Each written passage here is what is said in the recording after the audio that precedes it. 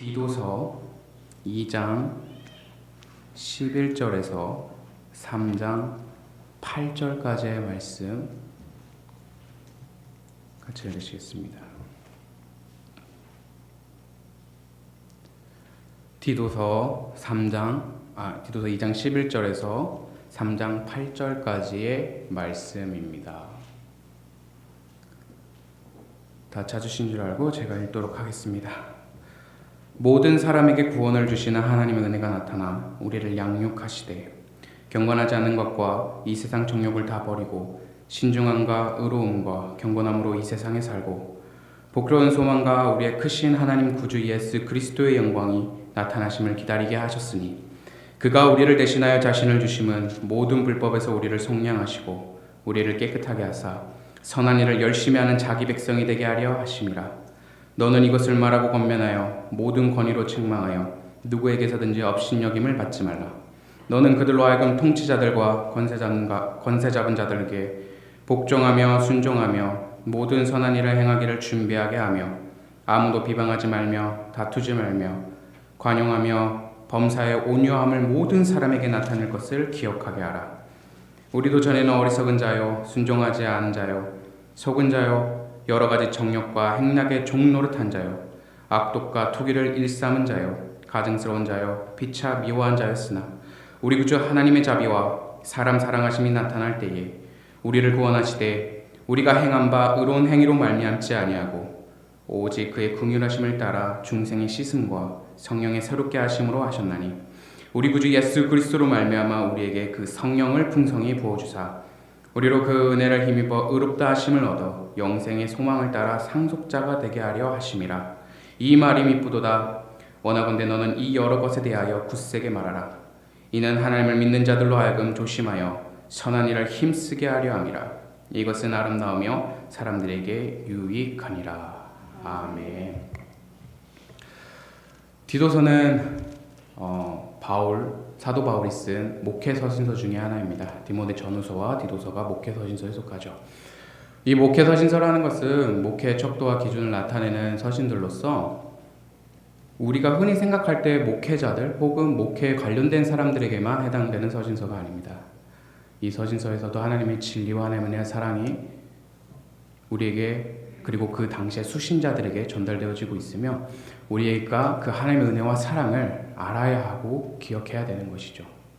오늘 말씀을 보시게 되면 2장 11절에서 14절까지의 말씀은 사도 바울이 디도에게 그리고 디도가 사역하는 그레데 사람들에게 하나님의 은혜가 무엇인지 그리고 그 은혜의 목적이 무엇인지를 집약적으로 설명하고 있습니다.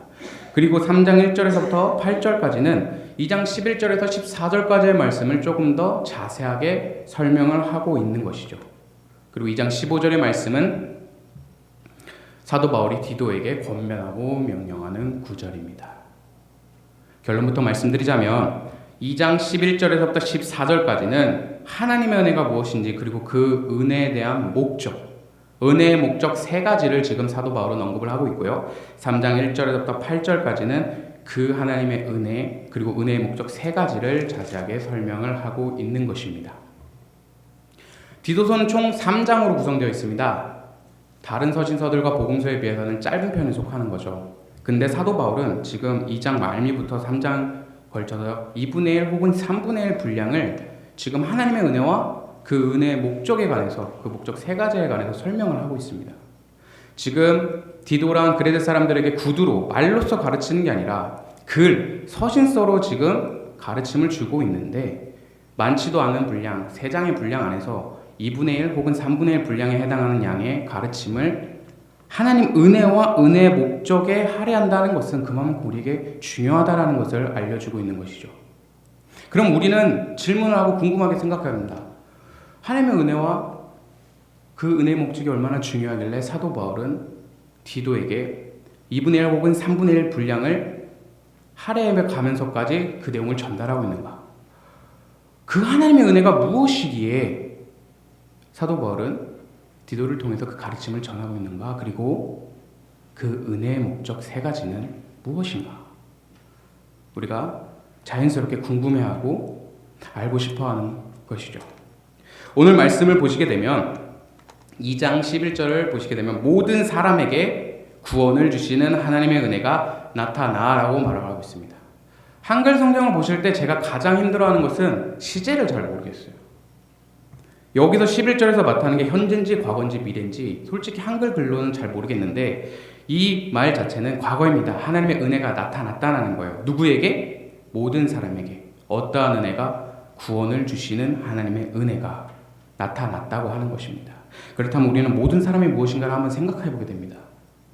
여기서의 말하는 모든 사람은 전 인류를 얘기하는 게 아니에요. 안 믿는 사람까지 포함해가지고 모든 사람을 얘기하는 것이 아닙니다. 바울 신학, 바울이 맹점적으로 가지고 있는 모든 사람이라는 것은 특히 유대인들이 이 말을 들었을 때는 되게 충격을 받습니다. 왜냐하면 유대인들은 그 당시에 무슨 생각을 가지고 있었죠? 선민 사상을 가지고 있었죠. 우리만이 구원받을 수 있고 우리만이 하나님 택하신 민족이다라는 것을 가지고 있었습니다. 근데 사도 바울은 말합니다. 그게 아니다. 로마서에서도 얘기하고 고린도 전후서에도 얘기를 하고 있죠. 유대인에게도 구원이 있지만 헬라인, 이방인, 야만인, 종, 자유인 누구에게서든지 하나님의 구원은 있다. 여기서의 모든 사람은 그렇게 우리가 바라봐야 하는 것입니다. 그 사람들에게 하나님의 은혜, 구원을 주시는 하나님의 은혜가 나타났다고 사도 바울은 디도에게 말씀을 하고 있습니다. 하나님의 은혜가 무엇인지 11절에서는 우리가 알기 어렵지만 계속해서 보도록 하겠습니다. 하나님의 은혜가 나타났는데 그 은혜가 나타난 이유가 무엇인가? 목적이 무엇인가? 첫 번째, 우리를 양육하시되. 하나님의 은혜가 나타났는데 그 이유가 첫 번째 우리를 양육하시는 거라고 합니다. 어떻게 양육하시는가? 경건하지 않은 것과 이 세상의 정욕을 다 버리고 신중함, 의로움, 경건함으로 이 세상을 살게 하신다라는 것입니다. 하나님의 은혜가 나타났는데 구원을 주시는 하나님의 은혜가 나타났는데 그 나타난 목적이 첫 번째 무엇이냐? 우리를 양육하시는데 경건하지 않은 것, 세상의 정욕을 버리게 하시고 신중함, 의로움, 경건함으로 이 세상을 살게 하신다는 것입니다. 양육이라는 것은 흔히 자녀를 그냥 키우는 데 있어서 포커스를 맞추는 게 아니라 이 단어 자체는 교육 플러스 징계하는 것입니다. 그러니까 누군가를 징계하는 것, 누군가를 교육하는 것, 이 두 말 자체는 솔직히 애매모호한 선을 가지고 있어요. 확실하게 구분짓기가 어려운 단어들인 거죠. 그렇지만 확실한 것은 하나님께서 양육하신다는 이 말의 의미는 교육을 하시고 그리고 징계를 하시면서 어떻게 하면 이끌어 가신다라는 것을 포함하고 있는 것이죠. 그러니까 하나님의 은혜는 양육의 첫 번째 목적을 두고 있지만 그 양육을 당하는 사람들은 하나님이 경건하지 않은 것 버리게 하시고 정욕을 버리게 하시고 대신에 신중함, 의로움, 경건함으로 이 세상을 살게 하신다라는 것입니다. 그 다음 두 번째는 무엇입니까? 복스러운 소망, 복된 소망. 복된 소망인데 이 복된 소망이 무엇이냐? 우리의 크신 하나님 구주 예수 그리스도의 영광이 나타나심을 기다리게 하셨다. 복된 소망이 무엇인가 바울이 설명하고 있는데 우리의 크신 하나님 구주 예수 그리스도의 영광이라고 표현해요. 그 영광이 나타나실 때 미래적인 거죠. 12절에서는 양육을 하시는 현재를 우리에게 말씀해주고 있는데 13절은 지금 미래를 얘기하고 있습니다. 어떠한 미래요? 예수 그리스도의 영광. 그 예수 그리스도가 누구라고 얘기하고 있습니까? 구주라고 얘기하고 있습니다. 우리 구원자. 그리고 뭐라고 말하고 있죠? 하나님 구주 예수 그리스도라고 표현하고 있습니다. 예수 그리스도를 지금 하나님이라고 사도 바울은 얘기를 하고 있는 거예요. 그 하나님이신 예수 그리스도, 우리의 구주 되신 그 예수 그리스도의 영광이 나타나심을 기다리게 하셨다라는 것입니다. 자, 여기까지 보게 되면 하나님의 영광이 나타났어요. 구원을 주신 하나님의 영광이 나타났는데 그 영광은 우리를 양육하시는데 목적이 첫 번째 있습니다. 그리고 두 번째는 무엇입니까? 그 복된 소망을 기다리게 하십니다. 그 복된 소망은 예수 그리스도, 우리 구주 되시고 우리 하나님이신 예수 그리스도의 영광이 나타나는 것을 기다리게 하시는 것이죠. 그러면서 14절에 사도 바울은 이런 말을 합니다. 그가, 예수 그리스도가 우리를 대신하여 자신을 주심은 모든 불법에서 우리를 속량하시고 우리를 깨끗하게 하사 선한 일을 열심히 하는 자기 백성이 되게 하려 하심이라. 여기서 이제 세 번째가 보이는 거죠. 세 번째, 선한 일을 열심히 하는 자기 백성이 되게 하려 하심이라라고 말하고 있습니다. 그럼 여기서 우리가 11절에서 14절까지 봤을 때 하나님의 은혜는 무엇입니까? 하나님의 은혜가 나타났다고 했다는 것은 14절에서 바울이 설명을 해주고 있죠. 예수 그리스도가 우리를 대신하여 자신을 주신 것.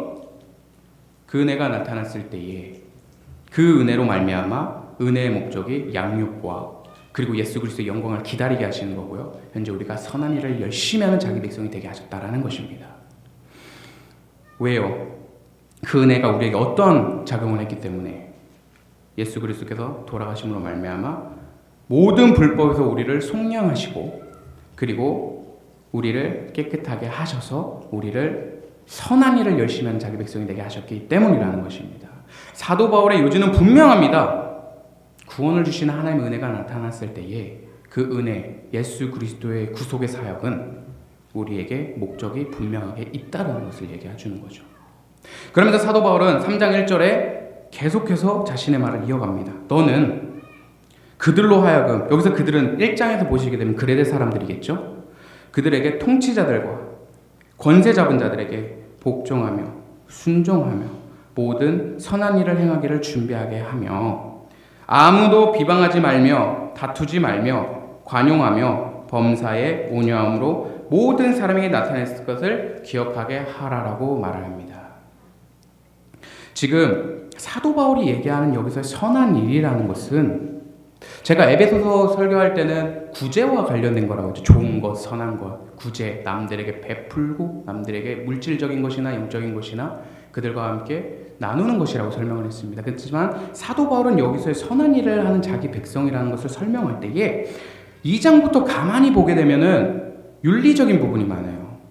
2장을 보시게 되면 늙은 남자로는 절제하며 경건하며 신중하며 믿음과 사랑과 인내에 온전하게 하고 늙은 여자로는 행실이 거룩하며 모함하지 말며 많은 술의 종이 되지 아니하며 선한 것을 가르치고 그리고 젊은 여자들은 남편과 자녀들을 사랑하며 신중하며 순전하며 집안일을 하며 선하며 자기 남편에게 복종하게 하고 말씀이 비방받지 않게 하고 젊은 남자들은 신중하게 하고 선한 일을 본을 보이고 교육에 부패하지 아니한가 단정한가 책망할 것이 없는 바른 말을 하게 하라.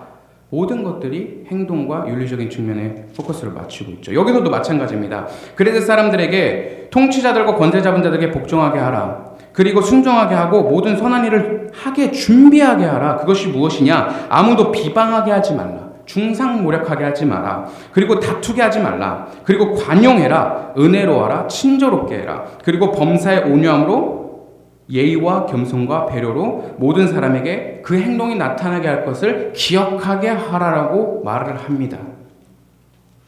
왜요? 3절을 보시게 되면 그 해답이 나오죠. 우리는 바울을 포함한 디도 그리고 그레데 사람들은 어리석은 자였다. 순종하지 아니하는 자였다. 지금 3장 1절에서는 복종하고 순종하게 했는데 우리의 과거의 정체성이 순종하지 아니하였던 자라고 지금 바로 얘기하고 있죠. 그리고 속았다. 그리고 여러 가지 정욕과 행락의 종노릇한 자였다.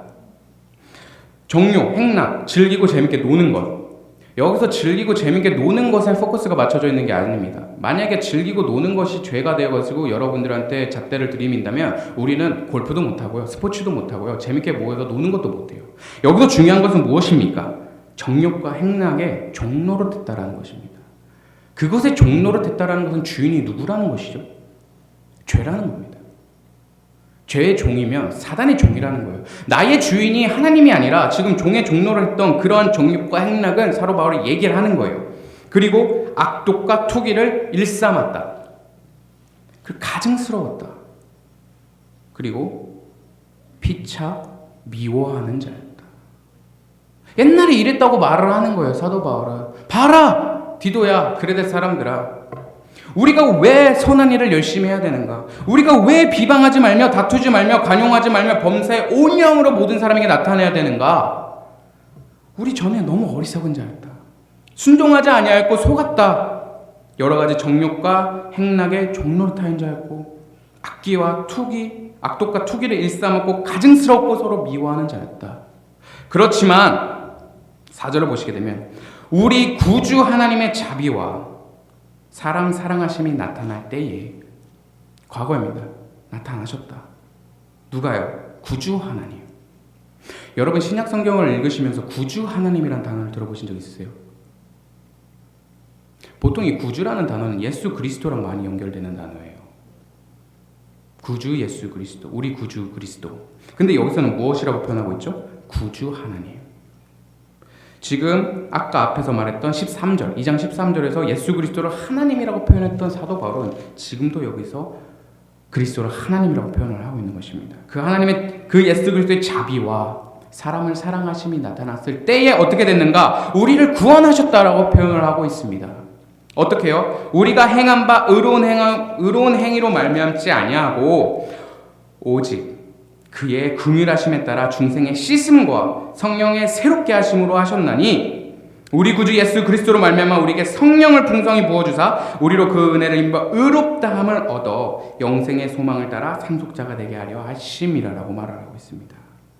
예수 그리스도의 그 자비와 그 사람을 사랑하심이 나타났을 때에 우리를 구원하셨어요. 거기에는 우리의 행위가 있지 아니하고 오직 그리스도의 긍휼하심만 있었다고 사도 바울은 얘기를 하면서 중생의 시습, 성령의 새롭게 하심, 그리고 그 은혜를 힘입어 의롭다 하심, 성령을 풍성히 부어주심으로 말미암아. 아까 위에서 봤듯이 하나님께서 우리를 양육하시는 이유는 양육하시는 그 방법은 버릴 건 버리고 의로움, 신중함, 경건함으로 살게 하신다 하셨잖아요.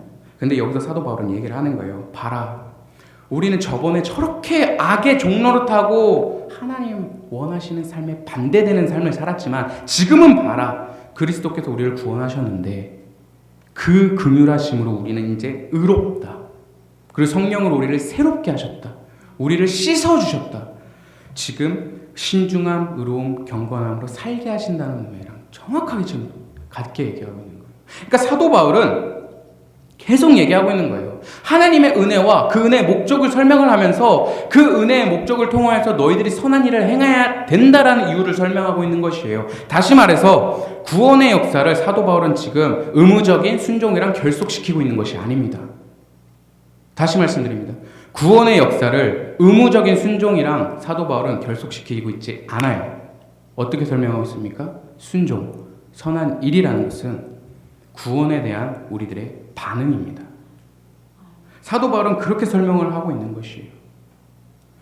그러면서 이 말을 합니다. 이 말이 미쁘도다. 원하건대 너는 이 여러 것에 대하여 굳세게 말하라. 지금 사도 바울이 얘기하고 있는 이 말들, 하나님의 은혜, 그 은혜의 목적에 대해서 굳세게 말해라.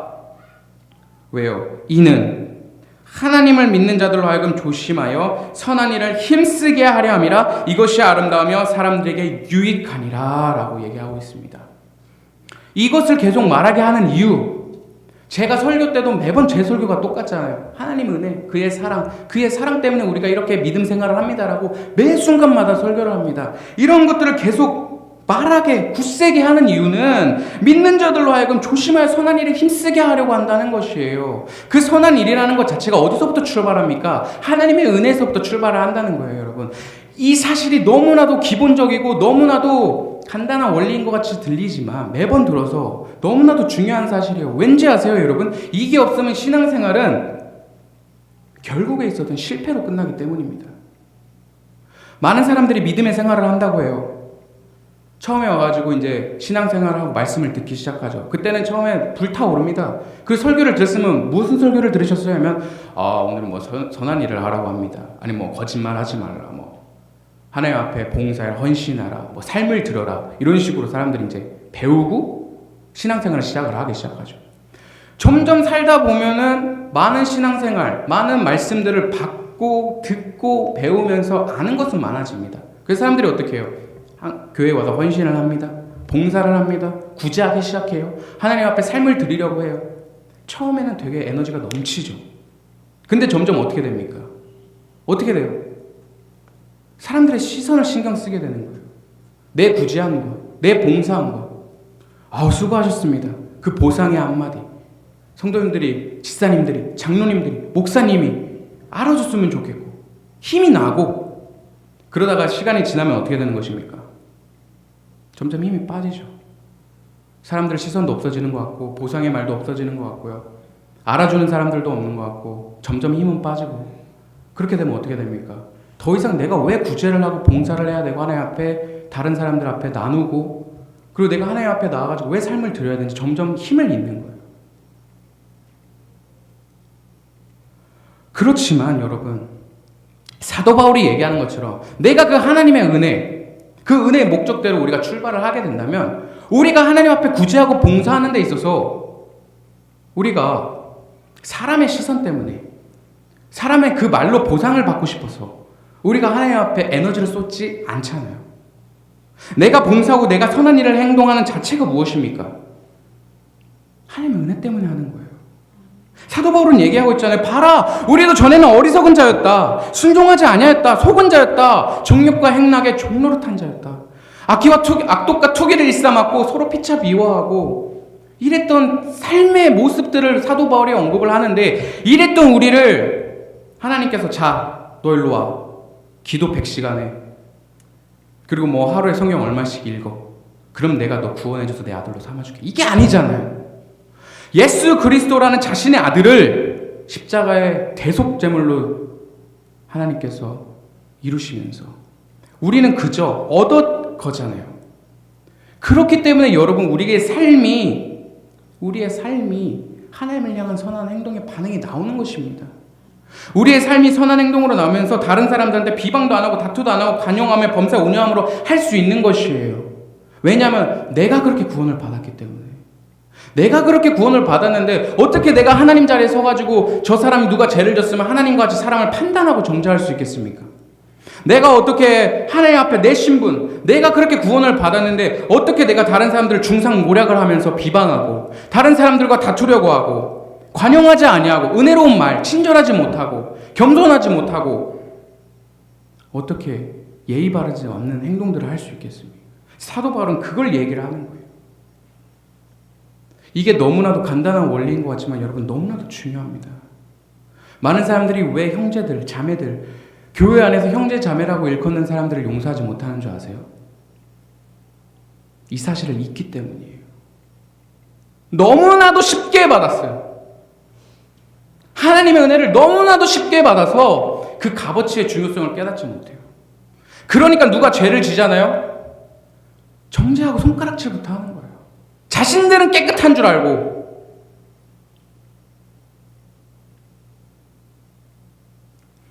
절대 우리는 그럴 수 없다는 것입니다.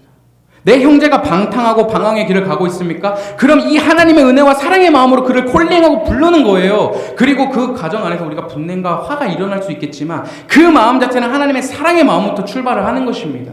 그 사람이 죄를 졌기 때문에 악한 마음으로 그냥 정죄하고 판단하고 비판하는 것이 아니라 지금 3절에서 얘기하는 것 같이 너희들 이랬다, 이런 신분이었다, 그렇지만 너희들은 그리스도의 사랑과 긍휼하심으로 씻음과 새롭게 하심을 얻은 자들, 이제 하나님이 너희들을 양육하신다라고 표현을 하는 거예요. 사도 바울은. 이게 하나님께서 여러분들에게 주시는 말씀입니다. 그렇기 때문에 여러분들이 사람을 사랑하는 거예요, 구제하는 거예요, 선한 일을 행하는 거예요, 그것은 여러분들이 구원받았기 때문에 이제 의무적으로 해야지가 아니고요, 여러분들이 구원받았다는 그 사실 하나 때문에 감사함과 하나님을 향한 마음 때문에 내 마음이, 내 몸이 하나님을 향해 반응하는 거예요. 마태복음 18장 21절에서 35절까지 보시면 만달란트의 비유가 나옵니다. 여러분, 만달란트 비유 아시죠? 잠깐 한번 보실까요? 마태복음 40달란트 비유를 보게 되면은 이제 예수님께서 비유를 주시는데요. 용서에 대해서 설명하시면서 임금이 어떤 빚진 자가 이제 와서 빚을 못 갚으니까, 10,000달란트 빚진 자가 빚을 못 갚으니까 어떻게 하냐면 자녀와 아내와 자식들을 다 팔아라, 심지어 그 빚진 자의 몸까지도 팔아라, 소유를 갚게 하라라고 말을 합니다. 근데 그 10,000달란트 빚진 자가 그 말을 해요. 갚을 것이 없어요. 그러니까 내게 참아주세요. 엎드려 절합니다. 그러니까 임금이 어떻게 해요? 불쌍히 여겨서 그냥 놔줘요. 10,000달란트를 빚진 자를 보내줍니다. 근데 그 10,000달란트 빚져서 탕감받은 자가 길을 가는데 자기에게 100데나리온을 빚진 동료를 만나요. 근데 이 사람이 어떻게 합니까? 만나 붙들어 목을 잡고 이르되 빚을 갚으라라고 말합니다. 더 나가서 어떻게 해요? 동료가 나 지금 돈 갚을 길이 없어요, 한 번만 봐주세요 했는데도 안 들어요. 그 말을. 그리고 허락하지 아니하고 빚을 갚을 때까지 옥에 가둬버립니다. 여러분들께 이걸 수치화시켜서 한번 말씀드려 볼게요. 데나리오는 은으로 만든 로마 시대의 기본 화폐입니다. 1데나리오는 1드라크마와 비슷한 값어치고요. 일반 노동자의 하루 임금 노동값이에요. 그럼 500데나리온이라고 하는 것은 500일치에 해당하는 임금값이겠죠? 달란트, 1달란트라는 것은 화폐가 아니라 돈을 세는 단위입니다. 그러면 1달란트는 얼마만큼 해당하면 약 6천 드라크마, 6천 데나리온에 해당하는 거예요. 그러니까 1달란트는 6천일을 일해야 벌 수 있는 그 노동값이에요. 근데 만 달란트라고 하는 건 6천입니다. 6천 나누기 12개월을 하면 500년이 나와요. 500년 동안 일해서 갚아야 되는 양을 임금은 그냥 탕감해줬어요. 근데 자신에게 500데나리온, 500일만 일해서 벌 수 있는 그 임금 노동값을 갚지 않았다고 옥에 가두는 만 달란트 빚진 자의 모습을 우리가 보게 됩니다. 여러분, 느낌이 확 오시나요?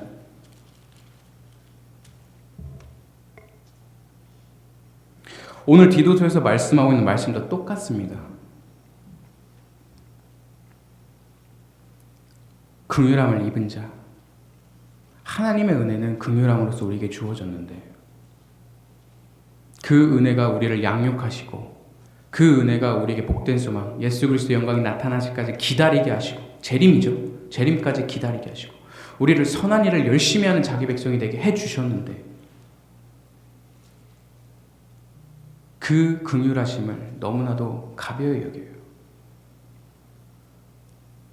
다른 사람들에게 아픈 말하고 다른 사람들에게 상처 주는 말하고 나는 아프면 안 되는데 다른 사람들은 아파도 되고, 이게 지금 안 믿는 사람들을 얘기하는 게 아닙니다. 믿는다고 일컬어지는 사람들 가운데서의 행위를 말씀드리는 거예요.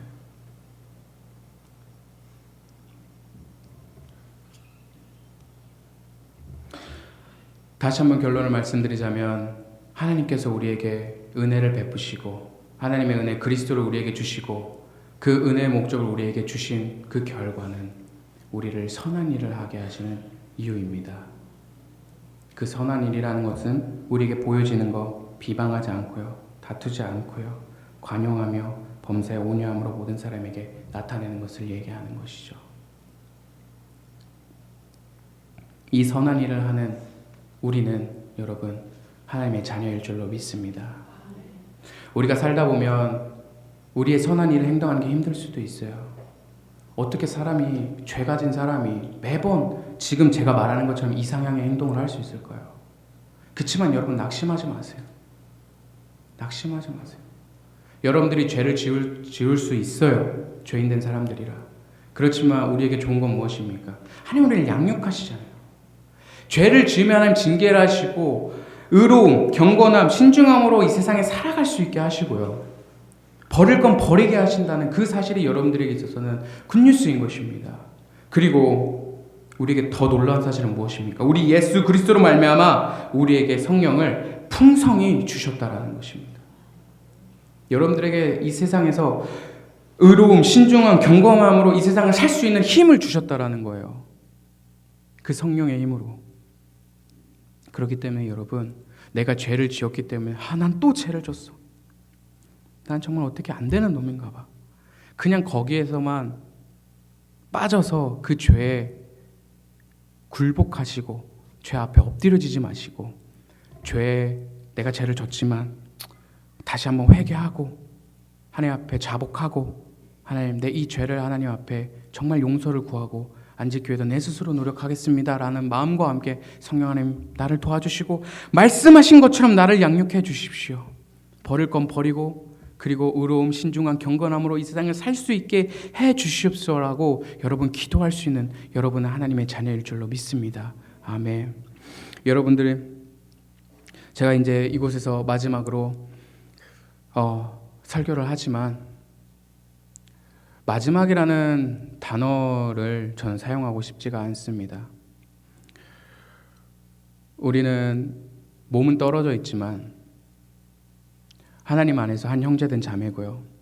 또 우리가 어디 서 있든지 간에 우리는 각자의 맡은 자리에서 하나님의 일을 행하는 하나님의 사역자들이자 동역자들이자 하나님의 일꾼들입니다. 그렇기 때문에 제가 이곳을 떠나지만 하나님께서는 또 이곳에서 저의 부족한 부재를 하나님께서 채워주실지라 믿고요. 그리고 저 또한 이곳에 떠나면서 또 다른 곳에 가서도 하나님의 일을 열심히 사역하고 그곳에서 맡은 바 열심히 최선을 다할 것입니다. 제가 이곳에 2017년에 와서 이제 하나님의 말씀을 배우고 신학을 시작하기 시작했습니다. 저는 신학을 한 번도 공부한 적이 없어요. 여기 와서 신학을 처음 공부한 것인데 그동안은 그냥 말씀 안다고 생각을 했죠. 안다고 생각을 했는데 이곳에 와서 보니 너무나도 교만한 마음이었어요. 하나님의 말씀을 아무것도 몰랐던 거죠.